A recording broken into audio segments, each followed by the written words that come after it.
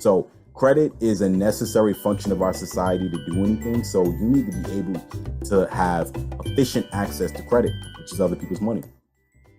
So if you practice in the pack and you make mistakes, then when you ask your teacher what I do wrong here, she could tell you, and you go and take the test and you won't make those same stupid mistakes. So rehearse, plan, rehearse. And once you plan and once you rehearse, you're going to go out, and the next step is to take that step and take action.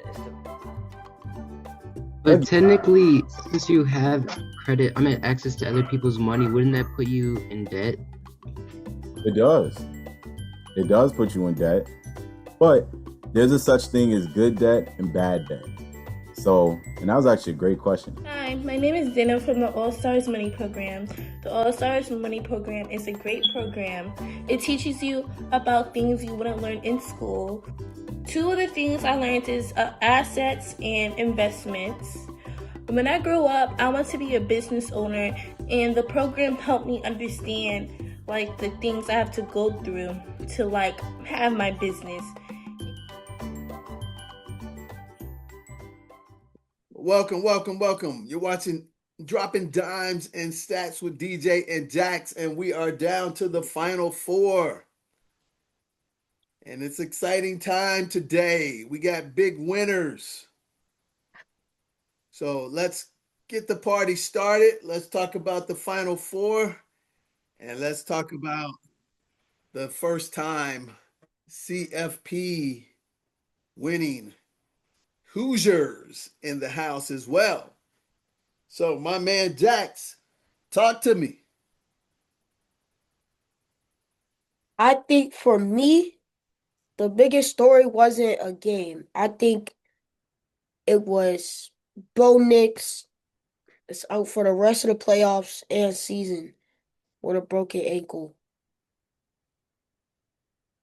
And now the Chargers will be with Jarrett Stidham in the AFC Championship game against the Patriots defense.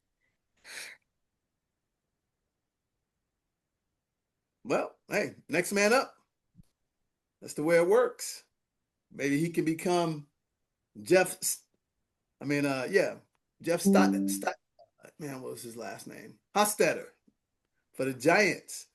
Back in 1986 or 1987, Phil Simms got knocked out. Jeff Hostetler came in and won the Giants a Super Bowl.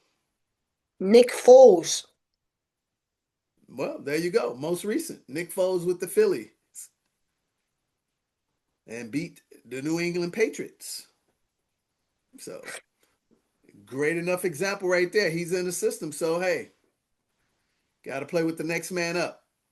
So, I don't know if that's the biggest story, but I think the biggest story is the amazing bad play of quarterbacks and the amazing bad play of Josh Allen, who's finally been exposed to the turnover machine that he is. You win by the sword, you die by the sword. So Josh Allen is out, so that leaves a clear pathway for your Hawks to be able to take the crown. So now you have the matchups that you're looking for. You have the Hawks versus the Rams, the third time they're going to play each other. On your field, Matt Stafford versus the defense. And it should be a great game in Seattle. And yeah, you have the Broncos versus the Patriots, but the Patriots got to come to Mile High Stadium. And if Derek May plays like he played against the Texans, you're not going to have to be concerned about Stidham because the Broncos are going to put the Patriots down. So I think you'll have a very interesting game. And one thing you don't want to do is miss out on the fact that although Sean Payton is a butthead, he is a offensive genius, and he knows how to make certain play calls that always surprises and catch people off guard, just like he did to win his only Super Bowl, where he did the offside kick to start out the second half against the Colts. He also made some good play calls last week. that were off script. So Sean Payton will have Stidham ready. The question is, will Derek May be able to not be a turnover player Drake. because Drake May doesn't matter until he wins the Super Bowl. His first name is not as important as his play. So it's going to be interesting to see, because if he turns over the ball 4 times as he did in the Texans game, and if DeMeco Ryans was smart enough to not be a player's coach, he would have sat CJ Stroud down after CJ Stroud threw the egregious pickoff for the pick six and brought in Davis Mills, because his job as a head coach is not to baby his players. His job is to win championships.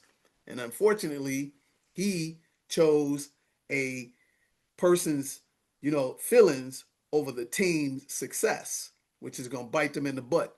Anytime you have a quarterback that throws 4 egregious picks in the first half alone and you're still in the game, then you need to put your backup in real quick, because your defense is still playing lights out.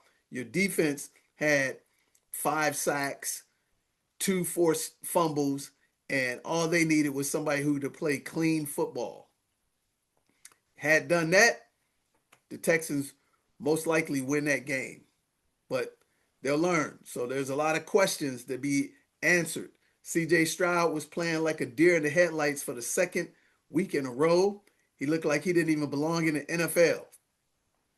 So with that said, you have to ask yourself a question. Is he the guy to get us to the promised land? The answer for me is no.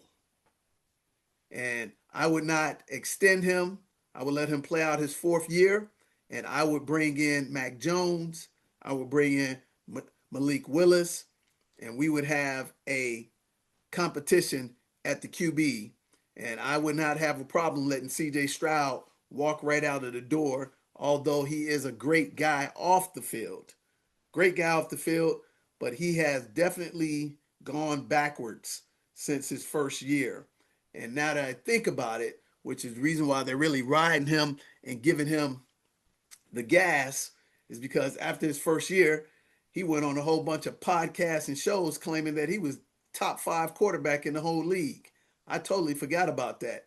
All the trash talking and a patting on the back he did, and all he's done is gotten worse every year. And the most important games, when you have a defense like that, you can't squander it. So you have to get rid of them. Just like the Buffalo Bills said, you know what, Sean McDermott?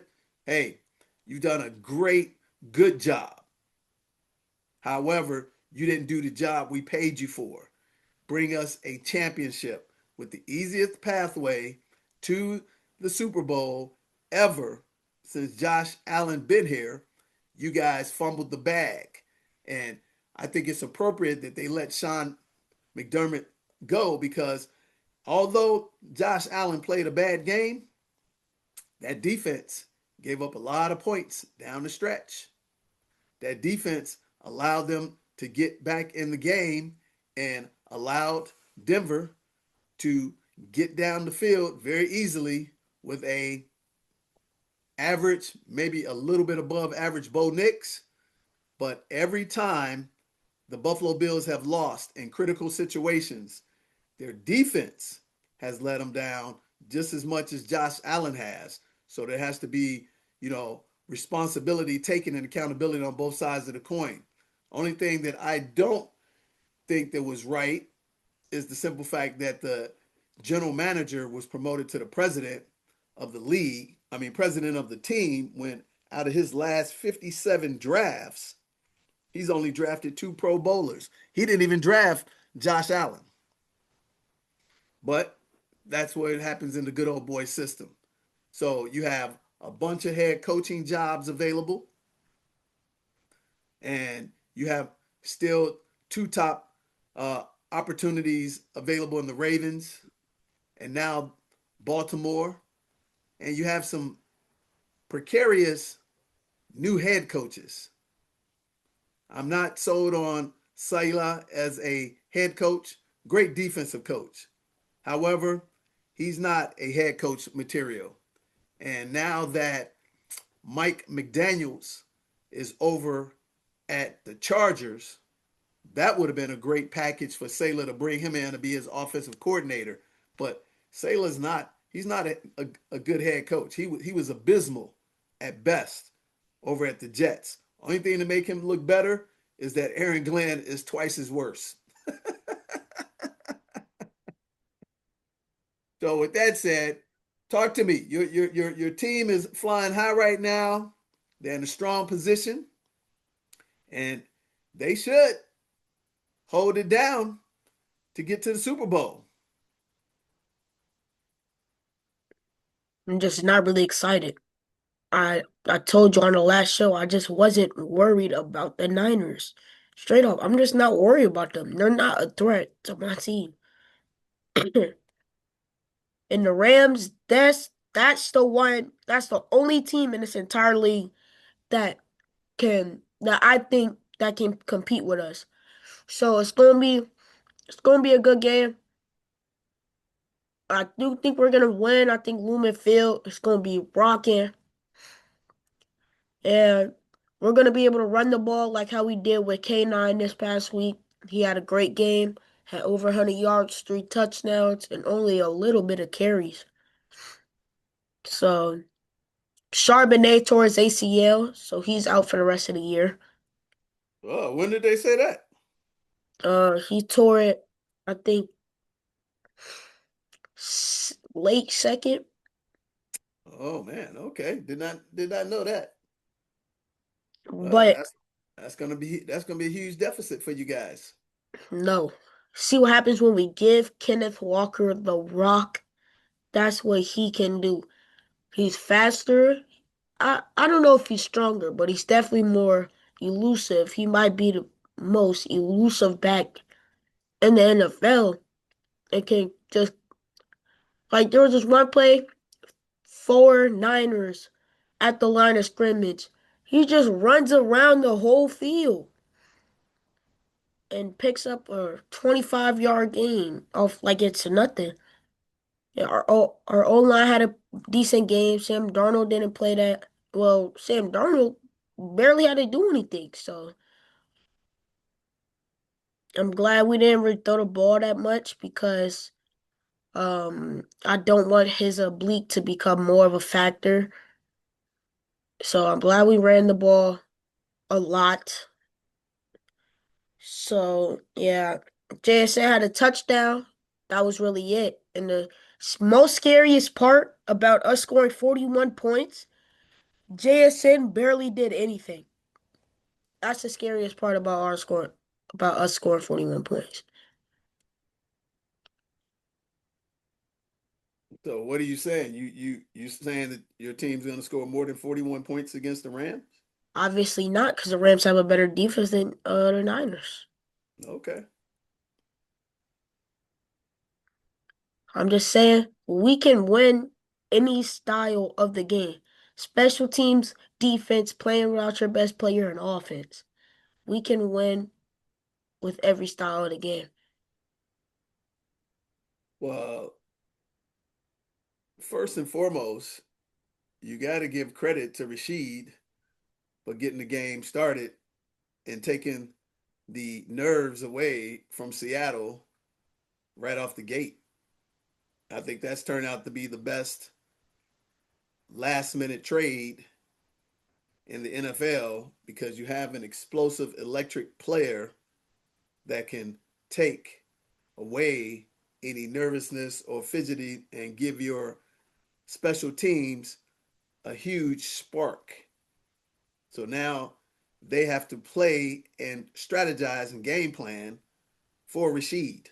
They're not gonna let him return it. They're just gonna keep kicking it out of bounds. That's what they did. Uh, last time we played the Rams when he took one back against them. Ever since that play, they didn't let him return it because they know he's a threat.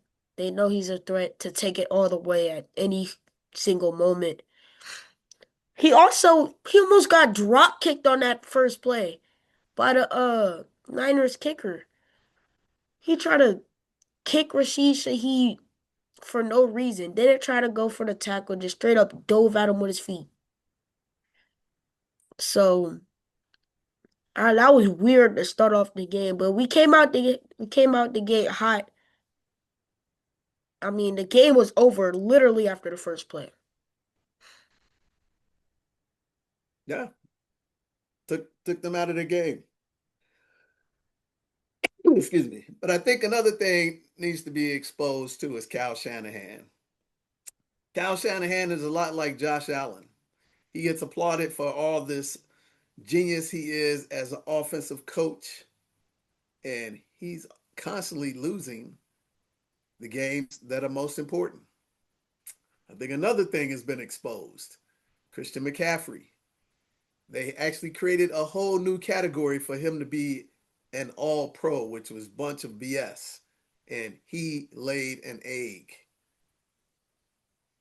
How can you have the number one rushing running back in the whole NFL and he doesn't make all-pro? I've never seen that in my life. When I saw the all-pro list come out for the running backs, and James Cook was not an all-pro running back, and I see they got a new category called all-purpose just to give Jason McCaffrey this false narrative that he's such a great back. Jason McCaffrey is no different than Saquon Barkley. And Saquon Barkley is more explosive than CMC. So they've been exposed. If you look at the carries, he rushed for barely 1,000 yards, and his per carry rate was something like 3.8. Man, that's abysmal. No. 4 yards per carry is really good. Nah, that's average in the NFL, man. Nobody is getting excited about somebody carrying 4 yards per carry. Derrick Henry, 5.2. James Cook, 5.1. That's exceptional. When you are under 4, that says you're getting a lot of the workload and you're getting more of yards based off a whole bunch of carries. You're not really that effective. And what they applaud him on is his ability to come out of the backfield and catch passes. He's more of an H-back than he is a running back. And another thing, how do you have a category in all-pro now for a fullback when there's only one fullback in the league? And you give that spot away. All-pro should have been James Cook and Henry. Pure and simple. That's getting off topic. But at the same time, it's now time to expose these quarterbacks, expose these play callers, and see what it's going to come down to. So it's going to come down to, in these final 4, it's really going to come down to who's the best head coach, who's the best manager of time, who's the best situational play caller. Because these games are going to be close. All 2 of these championship games for the AFC Championship and the NFC Championship, they're going to be close games because both of these teams are equally matched. And with one of them, 2 of them having, quarterbacks. One of them having a quarterback that's going to be a play-in for their starter. I didn't even know that Bo Nix had broken his ankle. Man, kudos to him that he actually played on the broken ankle for the last 3-4 plays of the game and plays that mattered. He gave a heroic effort. Hats off to Bo Nix. I mean, I've actually rated him a little bit higher now just from his courage and his ability to play through pain and to put the team on his back. So good thing for him. So those are going to be great games to watch. I'm going to call those a flip. I think Seattle will ease out over the Rams. I won't be surprised if the Rams beat Seattle. I think what'll be imperative for Seattle to win is that they need to get out fast. Because in the 2 games that the Rams have played Seattle, the Rams dominated both of those games. If the Seahawks get behind, it's going to be lights out. If they get behind and Nakua and Devontae Adams shows up and Kieran shows up fast, if they get out to the start that they did against the Bears, march right down the field, put up 7, and get into a momentum groove against Seattle, the Rams know Seattle. One good thing about playing the same team over and over, you know that team. You know them inside and out. You know their weaknesses, you know their strengths, you know their tendencies, most importantly, in situational playoffs. If you got to flip a coin and it comes down to coaching, advantage to McVay all day. Advantage to Sean McVay.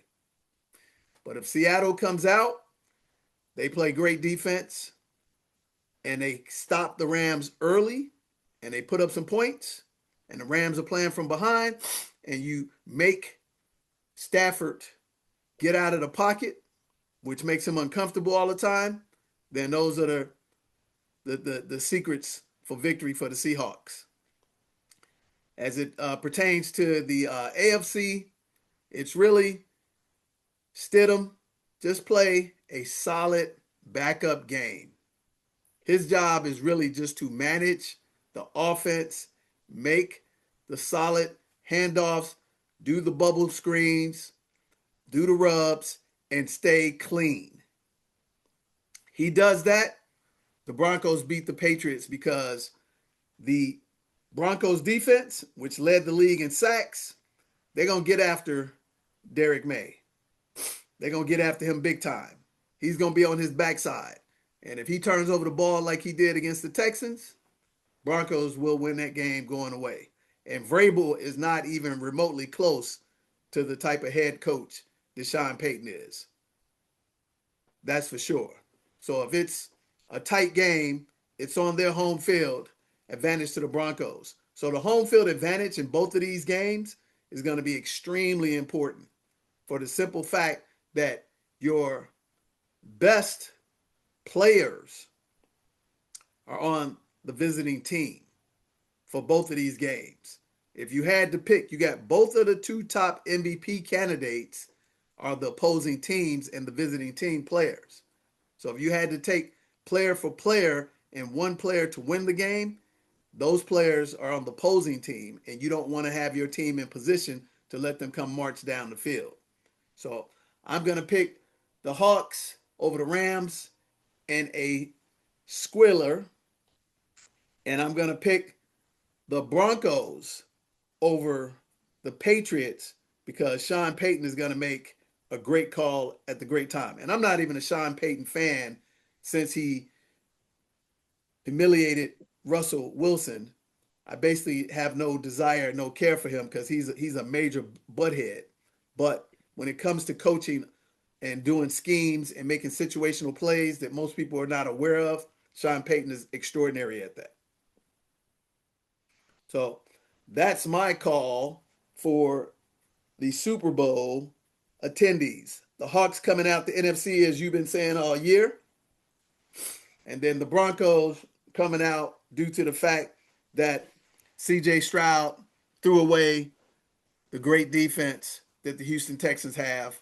And he threw 7 picks in 2 games. Nobody could have even thought that a starting quarterback would have 2 back-to-back abysmal games ever. He played like that good of a defense. Pardon me? With that good of a defense, all you have to do is just take your check down. You could take 2 to 3 deep shots the whole game. You don't have to force nothing. That's all you have to do with that good of a defense. Well, it wasn't really about him forcing stuff. He had a look in his eye like he was skitty, squirmish. Yeah, he got hit. He didn't know got where he hit was. hard, like on their first drive. And Yeah. he Doesn't said matter. Doesn't he matter. was just straight up scared. Exactly. And that pick six, not even a high school football player who's a 5-star makes a bonehead play like that. You eat that ball or you throw that ball out of bounds. You don't come up here and just throw it up in it. Throw it up. I mean, he literally throws the ball right up in the air. For what reason? Made absolutely no sense. He also got his own player hurt by throwing the ball so drastically behind Stover. I'm surprised he didn't tear his ACL or his He MCL. did. He He did. did? Ridiculous. So at that point, yeah, just disappointed. It almost makes you think that he was point shaving. It was that bad. With that said, it's going to be an exciting game. Going to be tight. Weather's going to be mild, and you should see some good football. So you had some exciting football. I will say this, man. Once Caleb Williams learns to stop playing hero ball, he's going to be the best quarterback in the NFL. Because one thing is true, that kid has the ability to be Houdini and have the arm strength and the capacity to even make the throws that he's been making is almost unfathomable that you can do week after week making these incredible plays, but then you have your team in position to win. You're playing hero ball instead of taking a check down with the tight end. We only needed 10 yards to be in field goal range to win the game. And he's trying to throw a touchdown when there's no time rush. You got your timeouts. All you have to do is score. That game's over. That's a problem that they're going to have to work on for Caleb Williams because he made the two plays of the game that were just ridiculous. And then he comes back. We get a gift, 3 and out with Stafford. He makes a couple of good passes, opens up. They could have literally just ran the ball. But he goes down. He tries to throw this amazing play again to DJ Moore, which really I didn't think that ball was designed for DJ Moore. But right underneath, you got your tight end. He's got room in the pocket. And it's like 2nd down and 5. Why are you trying to throw a touchdown when all you need is a field goal to win the game and get out of there? So that's something they're going to have to address and talk about at the same time, keep his explosive, incredible ability to make plays out of nowhere. His arm strength and his ability to elude top defenses is just ridiculous. Once he gets that down pat, watch out. And once we get ourselves an in rusher, a linebacker, and a lockdown DB, the Bears are Y'all going to already be. y'all got 2 of those. No, we don't have lockdown DBs. We have Jalen average. Johnson is a top 5 cornerback in the NFL. Who? Jalen Johnson. No, he's not. He is amazing. No, he's not. He's Yes, he's he not. is. Yes, He's he is. He is amazing. he's not a lockdown DB. He's You not. you He's have to not. watch him. You He's have to not watch scaring him. anybody. He is Our what? secondary gives up so many big plays. It's ridiculous. We have an opportunistic defense.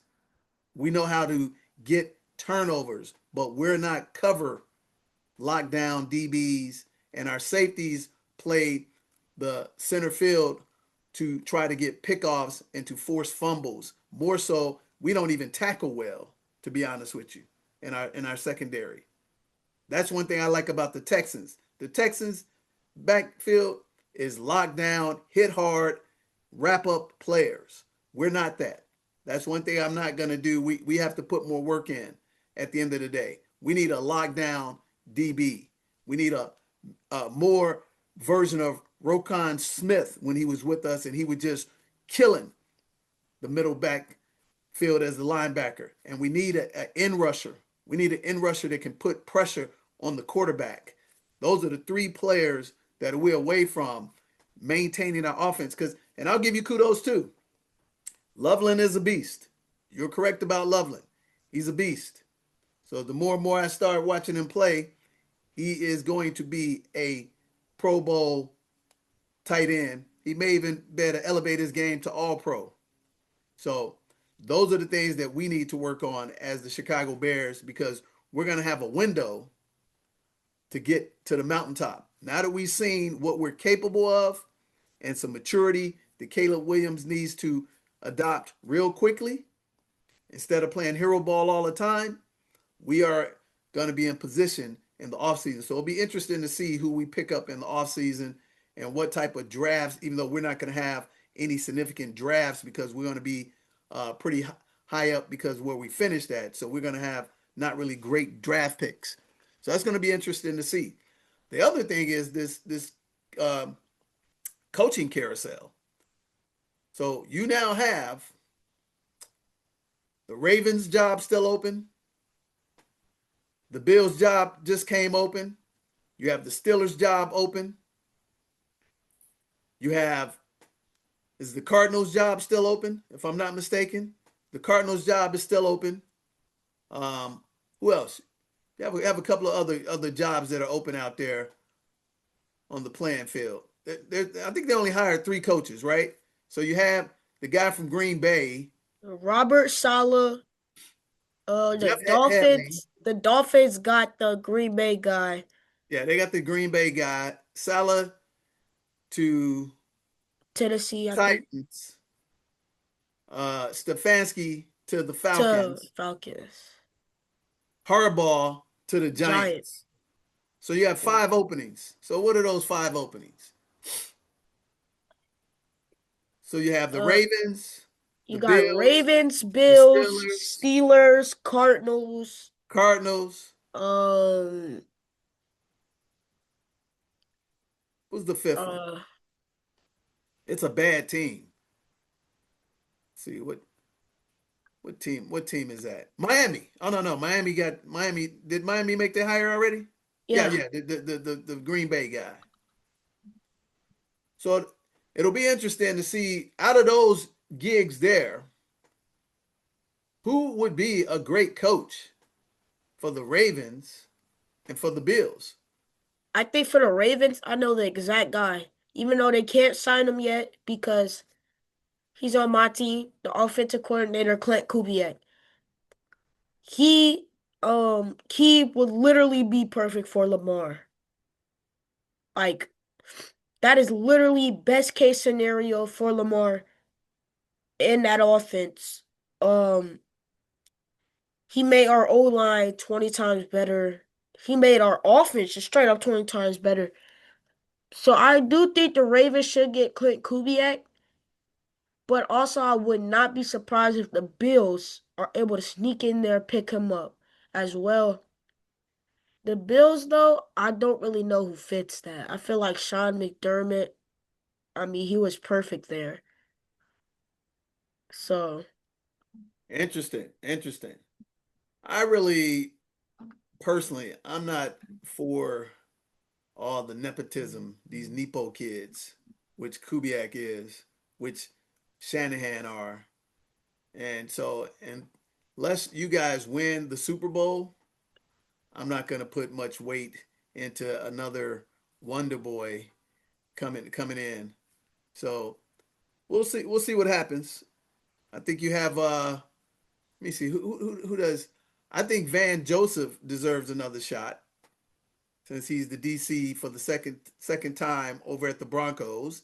Van Joseph used to be the head coach for the Broncos as well. So for him to humble himself and allow himself to go back under the tutelage of Sean Payton, I think Van Joseph deserves another shot. I think he deserves another shot as well.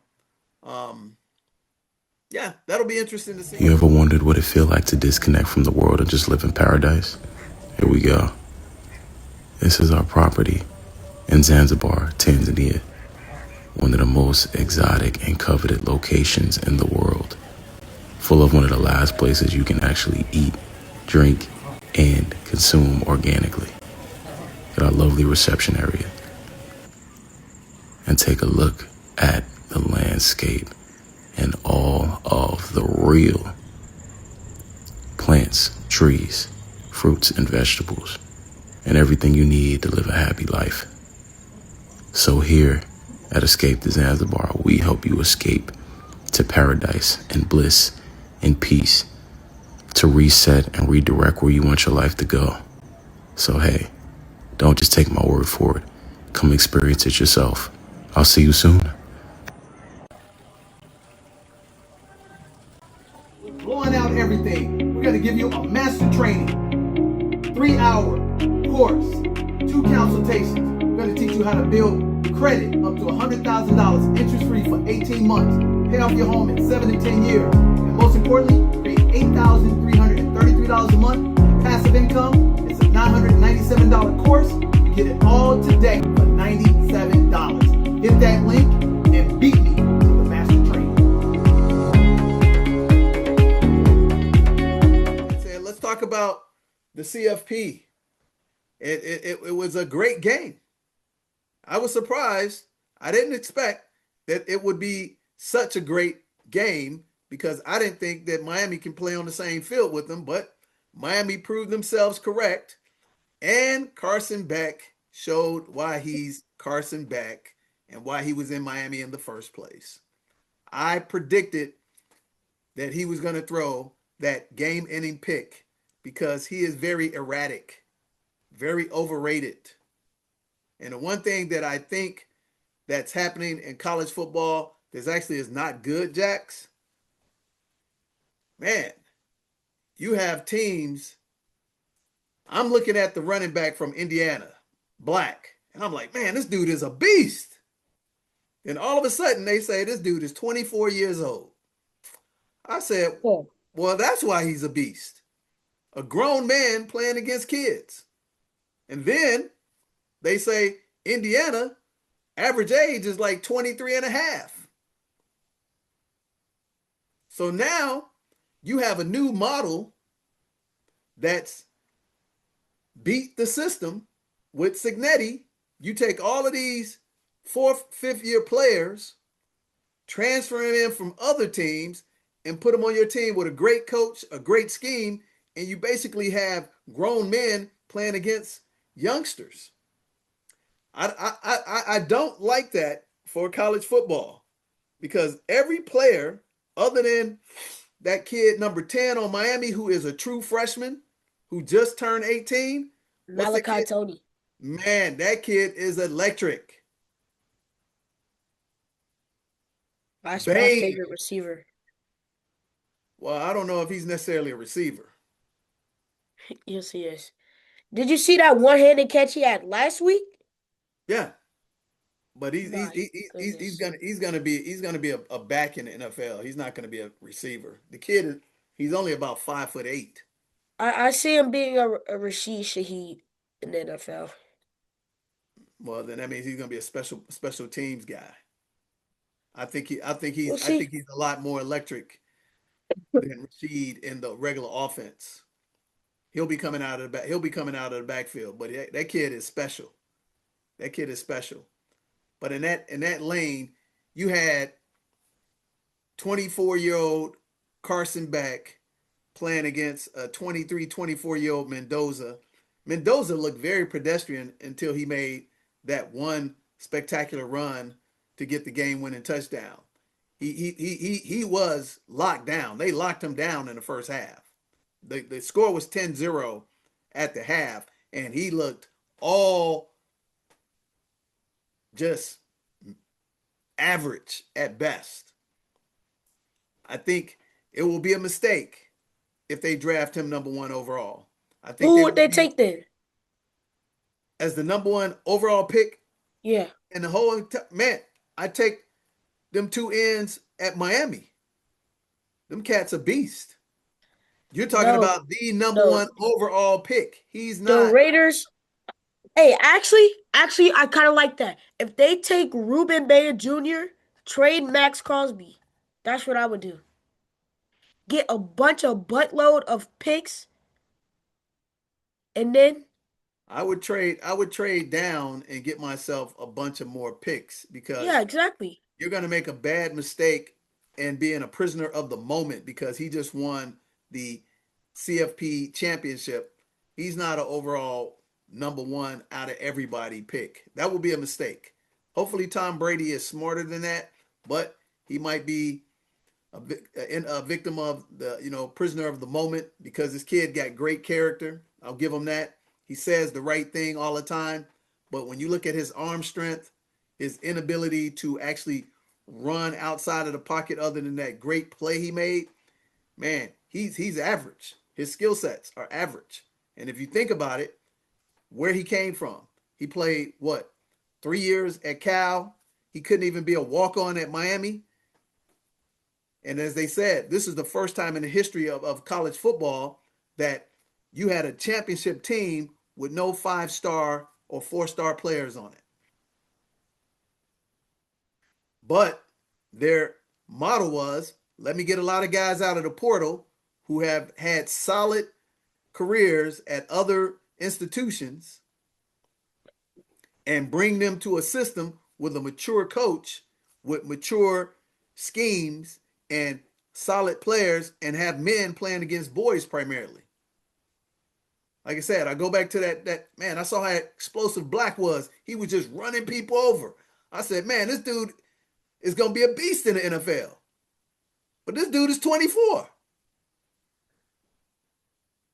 He's not going to do that in the NFL because you already got people in that. I don't even, is James Cook 25?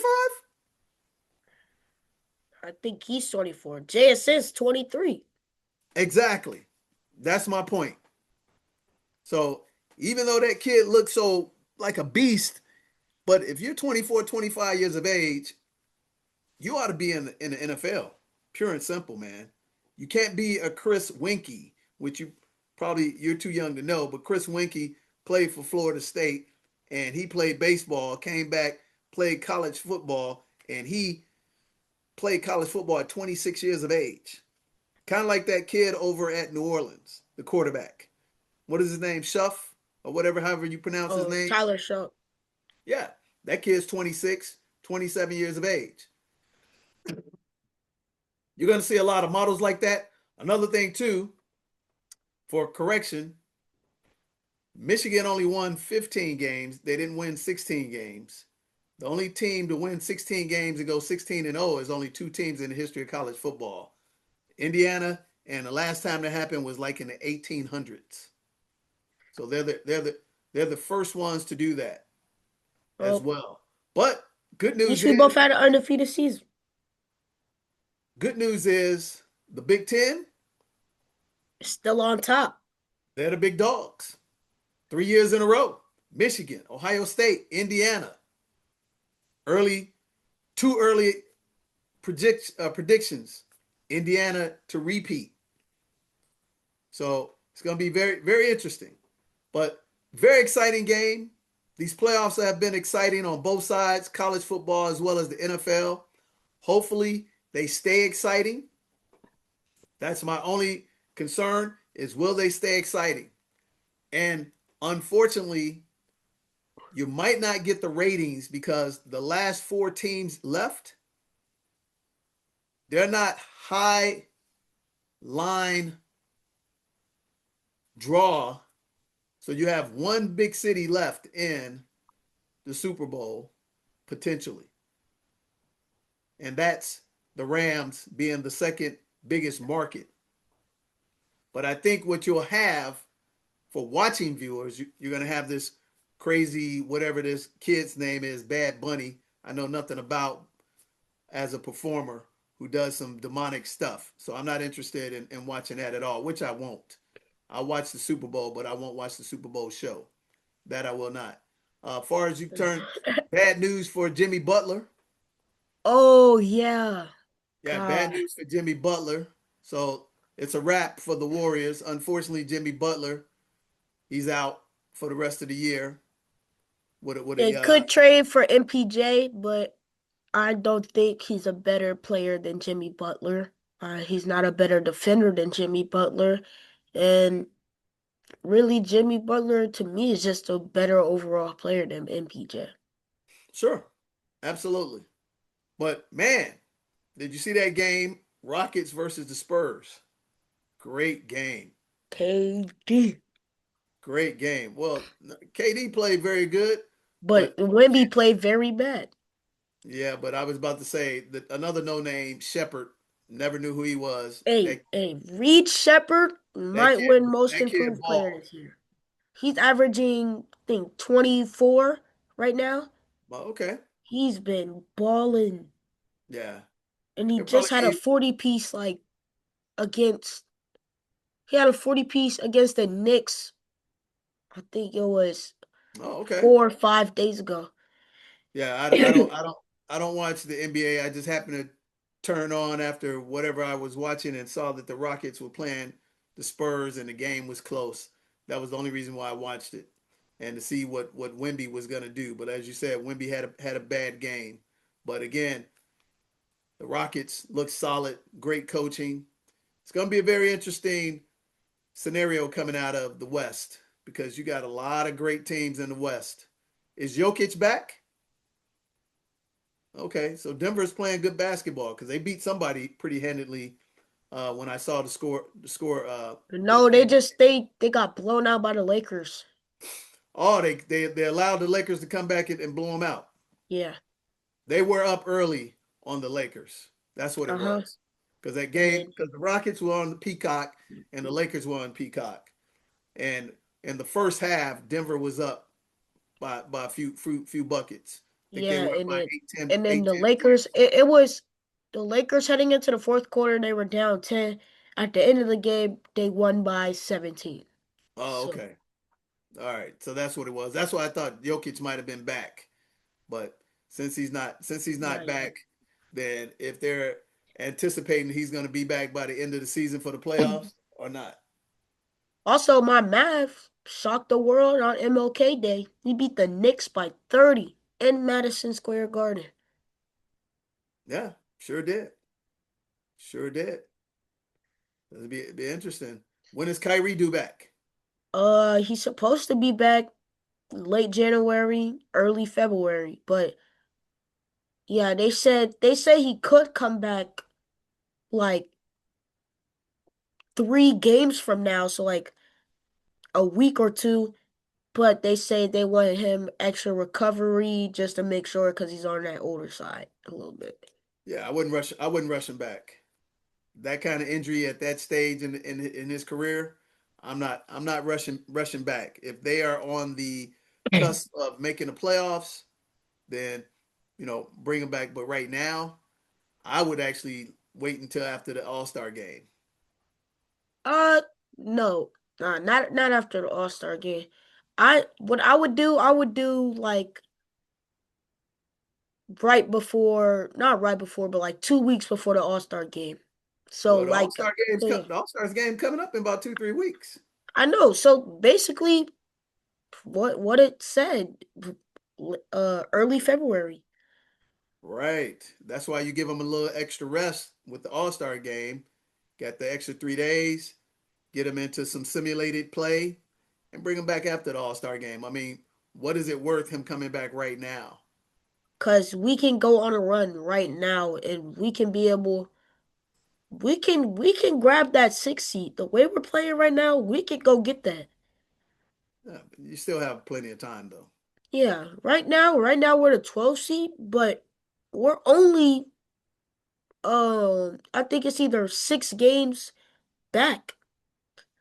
We're only Okay. 6 games back from the 6 seed, so we can definitely make a run. Well, it'll be interesting. That's another thing. I don't think this All Star game is going to be worth watching either. It's just been a fiasco the last couple of years, and the new format. I don't really care for the new format as well. I like the mindset of Wembley saying he's gonna play hard, get the guys to play hard in the All Star game, but incentive wise, these young players with all that money that they're overpaid, they're not gonna put up a performance, and they really don't care. They showed an interview with some kid who was like, "Man, you want to participate in the dunk contest?" He was like, "No, man. Why would I do that?" I'm like, "Man, how about for the love of the game? How about for all the stuff that is given you that you really don't deserve because you haven't won anything?" But that's just the mindset of these young players. So the All Star game, man, they're gonna have to do something with it because it used to be must see TV. The All Star game used to be must see TV, and it used to be the place to be, but it is not anymore. It is just Also, another that's the same thing with the entity. Pro Bowl. I'm not watching the Pro Bowl either. Well, yeah, well, we're talking about you can't even compare the Pro Bowl to the NBA All-Star game. Even at its height, it was never even in the stratosphere as the All-Star game. The All-Star game, everybody comes to. I'm talking about celebrities, entertainers, business owners, no matter who's who, you wanted to be at the All-Star game. It was never that way with the Pro Bowl, even when they were playing full contact, because what they would end up doing at the Pro Bowl, once the game got into the third, fourth quarter, they would just start throwing the ball over all over the yard. It always would be a high scoring game. It was very rarely a tight game, and then obviously they went to this flag football crap, which is just an embarrassment. And now you have the promotion of the flag football and all that. I'm not a fan for that at all. Zero. That's I'm not going to be paying $100, $200 to watch grown men play flag football. I want to get somebody getting jacked up. That's what football is. Getting jacked up. We're getting too sensitive on people barely being touched. You can't even imagine that it's even tackle football anymore. That's the sad part about it. I think the reality is, and this is amazing, the MLB All-Star game is going to become the number one All-Star game. Actually, the All-Star game that they had this past year was pretty entertaining, very exciting, because they're playing for something that matters. Whatever side, the National League or the American League, wins the All-Star game, they get home field advantage in the World Series. So they're playing for something that's concrete, that matters to everybody. So you're going to get their best, because home field advantage, as we saw, is very important to win World Series. So it's a very, very interesting time. The only other thing is, with the NFL season coming to an end, man, what we gonna do on the sports landscape? Is March Madness gonna be able to give us that same excitement and enthusiasm? Not this year. Like I told you, there's only really 4 contenders, and one of those, I mean, they lost to 30 by 30 to us. So I don't really know. But Duke has gotten a lot better. A lot better. They've been playing a lot better basketball as of recently. Also, um, I just watched Iowa State lose. They were the number 2 team, and I knew they weren't good. Well, they're Fugazi, Iowa State. Both Iowa States. The I men's mean, Iowa they State don't and got the nothing. women's Iowa State, both Fugazis. I I think that they'll be one and done in the playoffs. So I didn't really give any credence to their ratings and their rankings because they don't have anybody super, super dominant. But I would keep my eye on UConn. I think the UConn's men's team look like they're starting to get back to UConn of old.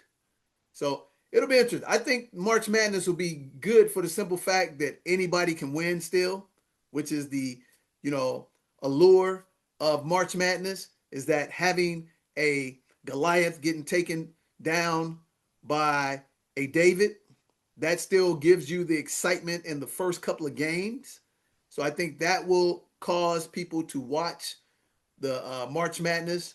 I don't know on the women's side because UConn ladies team, they just rolling over everybody, and that's not good for basketball. They haven't had a close game at all. They're beating the brakes off of everybody. So that's going to be the sad part, that college football is over. NFL is going to be over. When is the Super Bowl? Is that Like February February 5th, 8th. February 8th? Yep, February 8th. So we got 2 weeks. 2 weeks and football is over, man. Then we gotta turn the tables to your key sport, which is NBA. So you'll be taking us down the home stretch because I'm not watching any NBA basketball until playoffs, man. I'm just not interested in boring basketball.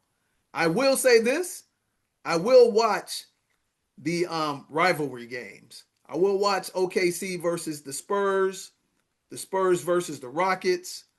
Who in the East? Make sure you watch. Did you see the Pistons and Celtics game last night? No. Should have watched that. Those are the best two teams in the East. Came down to the last shot. Who won that game? Pistons. Okay.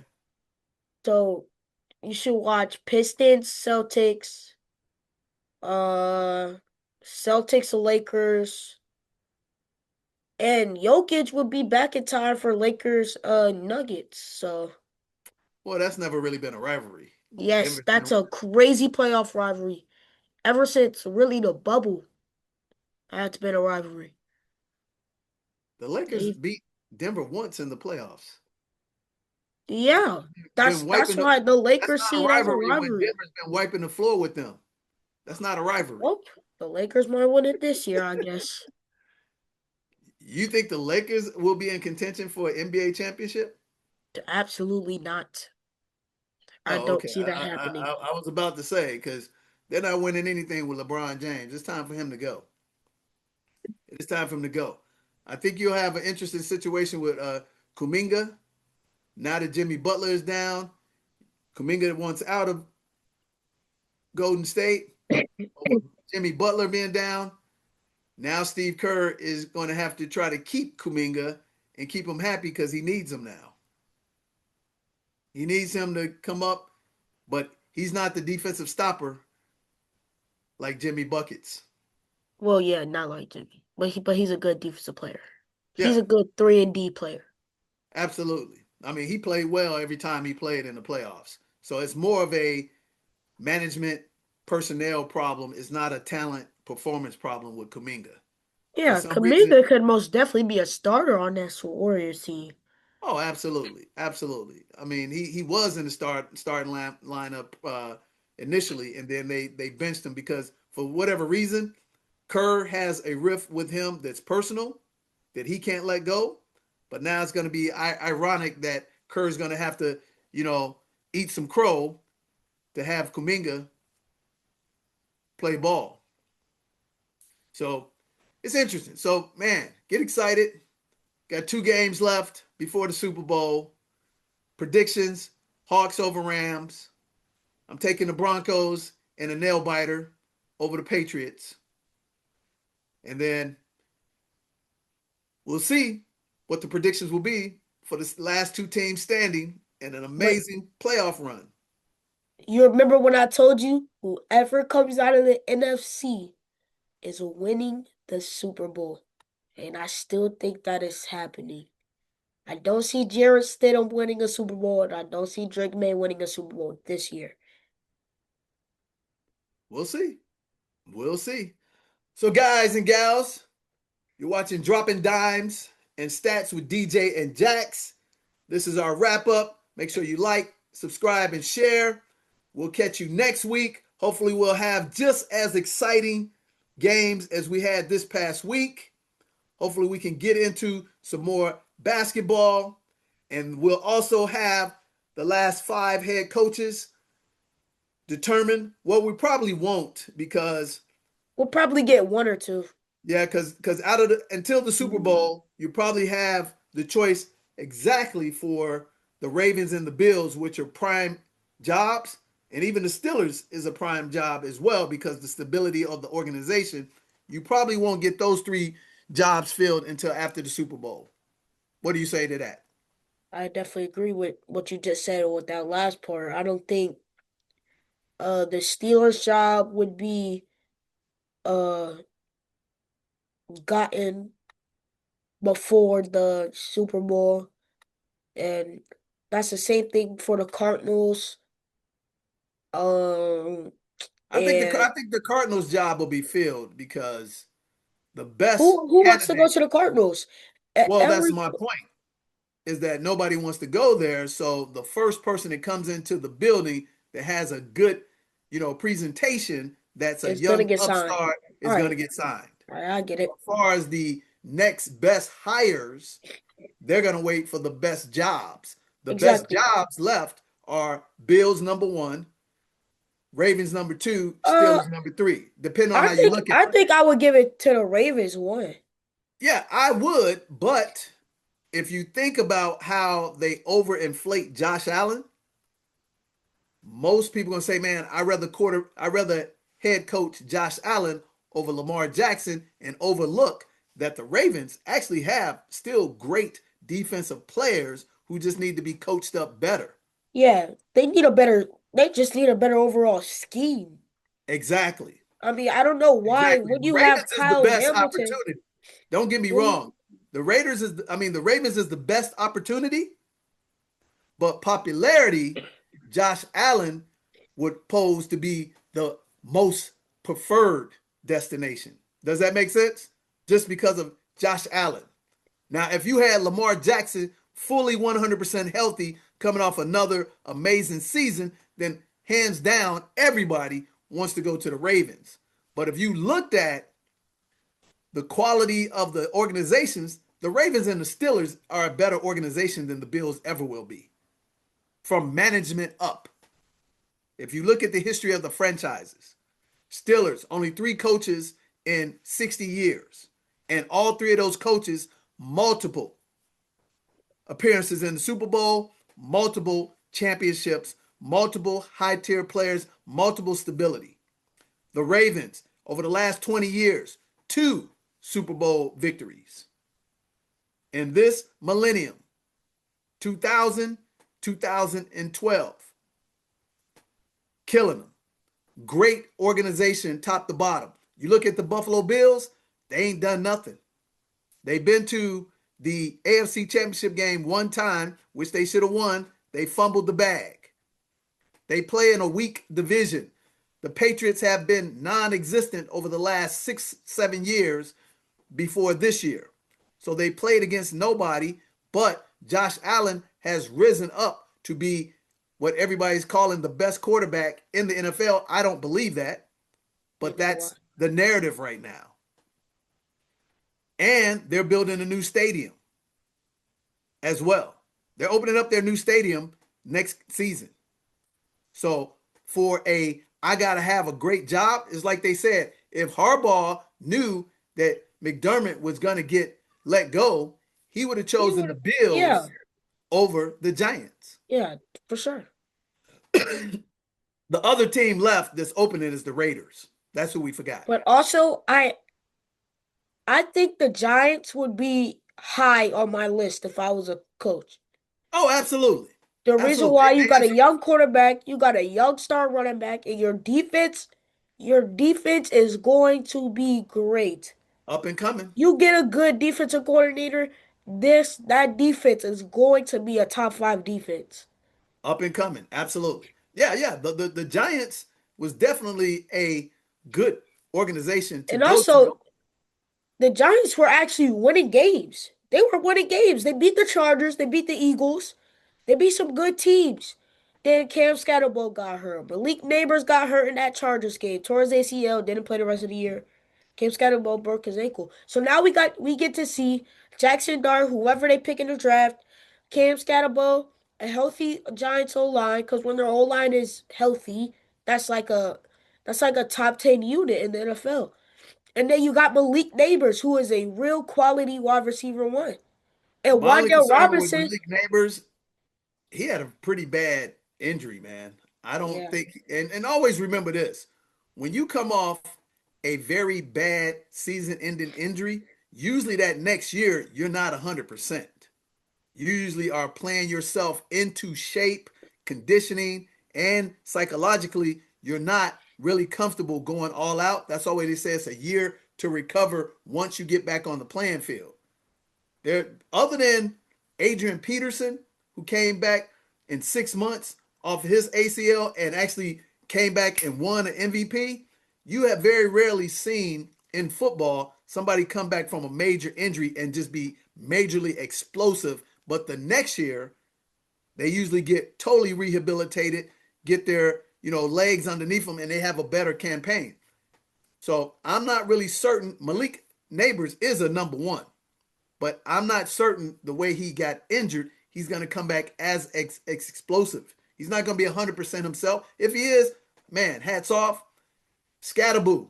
That was a pretty horrific injury on his ankle as well.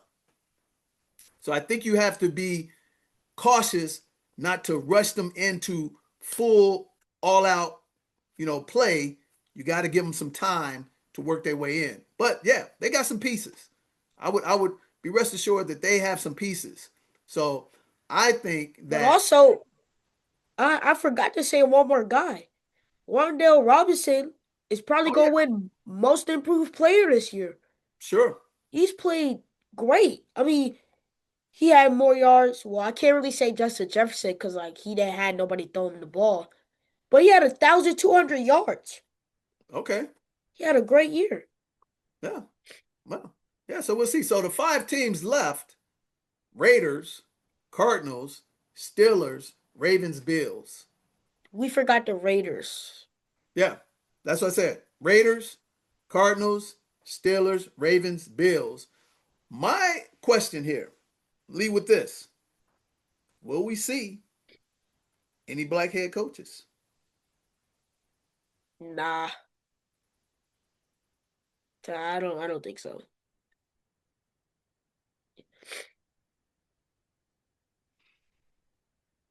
Interesting. We don't have any talented, up and coming young black prospects out there? I don't know.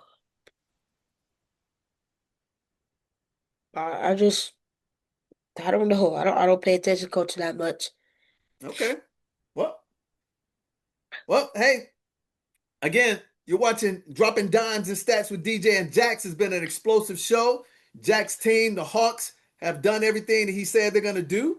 I believe that they're going to march on into the Super Bowl along with the Broncos. And as Jax has said, whoever comes out the NFC will be the new Super Bowl champion. Like they say, that's why we play the games. On paper, maybe one thing, but we play the games for a reason.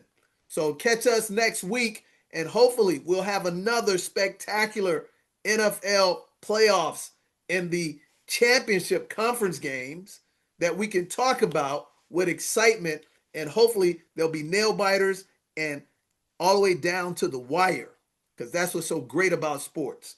So make sure you subscribe, share, and like, and we'll catch you next week on Dropping Dimes and Stats with DJ and Jax. And let's keep rocking into 2026. So credit is a necessary function of our society to do anything. So you need to be able to have efficient access to credit, which is other people's money. So if you practice in the pack and you make mistakes, then when you ask your teacher what I do wrong here, she could tell you, and you go and take the test and you won't make those same stupid mistakes. So rehearse, plan, rehearse. And once you plan and once you rehearse, you're going to go out, and the next step is to take that step and take action. But technically, since you have access to other people's money, wouldn't that put you in debt? It does. It does put you in debt. But there's a such thing as good debt and bad debt. So, and that was actually a great question. Hi, my name is Dana from the All Stars Money Program. The All Stars Money Program is a great program. It teaches you about things you wouldn't learn in school. 2 of the things I learned is assets and investments.